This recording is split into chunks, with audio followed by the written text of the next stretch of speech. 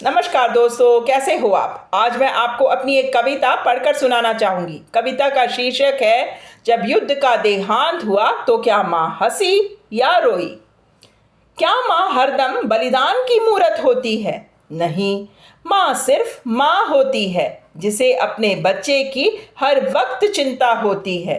तो सुनिए उस माँ की कहानी जो खुलकर हंसना भूल गई, जो खुलकर रोना भी भूल गई और हर वक्त अपने बच्चे के भविष्य की चिंता में खो गई।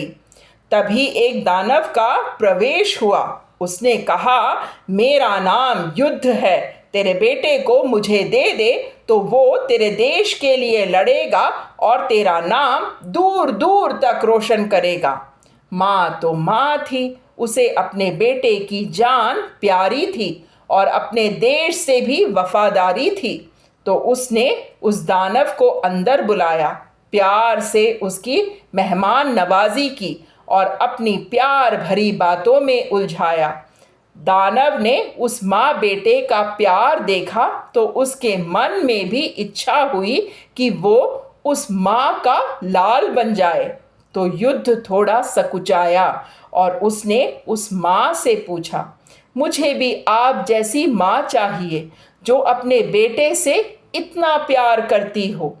माँ ने कहा, तेरी माँ भी कहीं रोते भिलकते पड़ी है और तेरे घर वापस आने का इंतजार कर रही है। अगर तू युद्ध करना भूल जाए तो वो तुम्हें स्वीकार करेगी। तो युद्ध फूट फूट कर रोया और बोला, मैंने बहुत पाप किए हैं और हर माँ से उसके बच्चे को देश के नाम पर जुदा किया है। क्या मेरी माँ मुझे स्वीकार करेगी?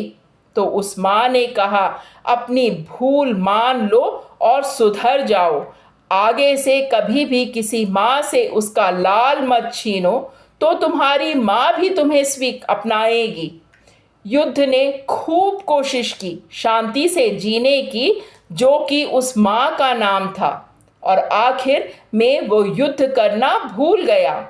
उसने हर माँ के आगे सर झुकाया और माफ़ी भी मांगी।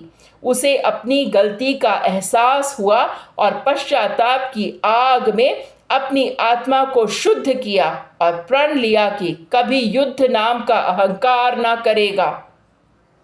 तब से युद्ध नाम गायब हो गया और आजकल वो कहीं दूर बेनाम अपने माँ के साथ हंसते खेलते दिखाई देता है। और आज उसका नामकरण है जो उसकी माँ नहीं बल्कि आप करेंगे।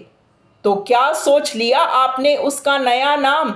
अब वो युद्ध करना नहीं जानता, इसलिए सोच समझकर उसका नया नाम चुनिए और कभी भी किसी माँ से उसके बच्चे को जुदा मत कीजिए, क्योंकि जब एक माँ रोती है तो धरती भी उसका दर्द समझती है और फूट फूट कर उस माँ के साथ रोती है। धन्यवाद।